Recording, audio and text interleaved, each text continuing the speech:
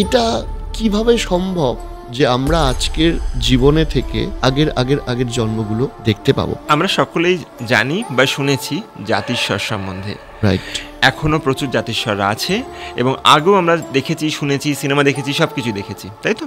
গীতাই বলুন বা সাধারণত যে কোনো কিছুই বলুন, আমরা জানি যে soul is always there and it doesn't get destroyed. যখন একটা বাচ্চা জন্মায়, সে মেমোরি যে ইমপ্রিন্টগুলো থাকতে থাকে, যখন বাচ্চাটা একটু বড় হয়, হয়তো মাস 2 মাসে, সেই ইমপ্রিন্টগুলো সরতে থাকে অ্যান্ড তারপর একটা নতুন ক্যাসকেডিং হয়, নাহলে definitely the brain cannot hold so much.